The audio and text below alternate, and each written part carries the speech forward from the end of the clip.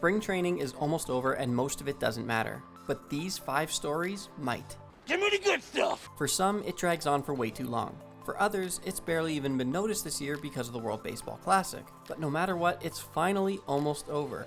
Oh, thank God. We are now less than 1 week away from opening night between the New York Yankees and the San Francisco Giants on Netflix. Why, God, why? And before that night is officially here, let's go through 5 spring training stories that could actually impact the 2026 MLB season, including one that I think could massively influence the first month or so of games. Number 1 are the low-budget A's ahead of schedule. They may have finished 4th in the AL West and 11 games back of a wildcard spot, but to many, the technically homeless Athletics exceeded expectations in 2025. And based on how some of their core current and upcoming pieces have looked this spring, they could be more poised to compete for a wildcard spot in 2026 than we may think. The team's top-rated prospect, shortstop Leo DeVries, has shown why he's the 4th-rated prospect in all of baseball. While with the big club this spring, he hit impressive home runs as part of hitting over 400, stole bases, and played a slick shortstop. He has since been assigned to minor league camp and is expected to start the year in Double-A, but a call to the show could come as early as this season if he can keep it up in the minors. The team's 2021 first-round pick Max Muncy has also looked great at the plate this spring, with emphasis on the at-the-plate part.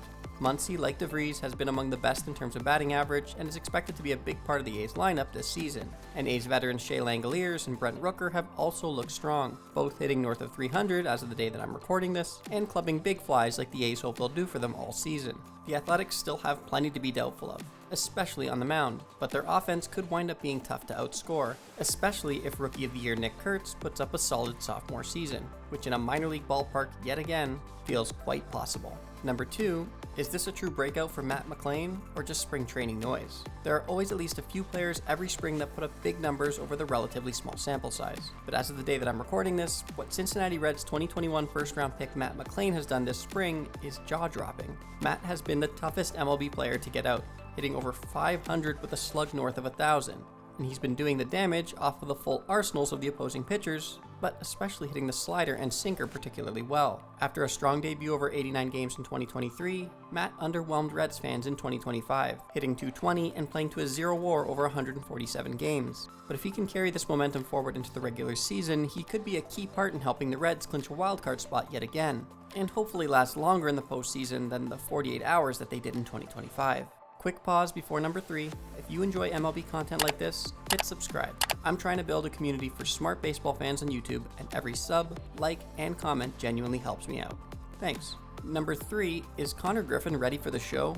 The Pittsburgh Pirates have been pitiful for a very long time, so much so that I did an entire video highlighting it. But things are finally starting to look brighter for the Buccos, and it's not just because they get to trot out the best pitcher in the National League every 5 games. The Pirates also currently have baseball's top prospect, shortstop Connor Griffin, who Pirates fans are hoping will be a regular part of the big league roster in 2026. While Connor has made some headlines with his bat this spring, most notably with his 2 home run performance against the Red Sox, he's still only 19 and hasn't played above Double-A thus far in his minor league career. And it's shown at times this spring as well. But should he perform well at Triple-A, he could be up sooner than later, and could slot in nicely with some of the other additions that the Pirates finally made this offseason. It's about damn time. Number 4, are the Braves about to be dominant again? They were hands down the best team in the NL East between 2018 and 2024.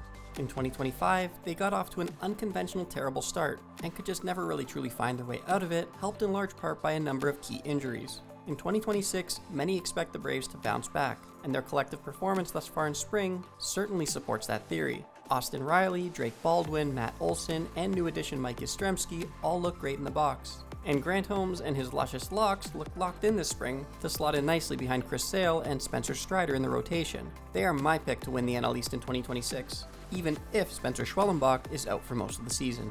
And number 1 is the one that I believe could have the biggest impact on the start of the season, the World Baseball Classic After Effect. The WBC is undeniably awesome, and clearly it means a lot to the players that get to compete in it, some more than others. But what could be a story is how those who participate in the tournament end up performing out of the gates in the MLB regular season. Yes, it's their job and they're all professionals, but there is an undeniable difference between suiting up for your country in front of a raucous crowd in a win-or-go-home matchup and suiting up for your team on a below-seasonal April Tuesday night in Minnesota. Will the much higher than spring training level reps in March help get these players going, or will the letdown back to the regular season lead to a slower start for some of the game's best? If it's the latter, we can't forget that a loss in April ultimately means just as much as one in September. Don't believe me? Ask a Mets fan. So a cold start or two from a key player could dramatically impact how a team's season ultimately goes. Those are my 5 key takeaways from spring training in 2026. Are there any others that stand out to you? Let me know via the comments. And if you happen to be preparing for an MLB fantasy draft, be sure to watch my 5 picks to avoid and 5 late steals to consider videos, both up on the screen now. And be sure to subscribe for plenty more baseball content.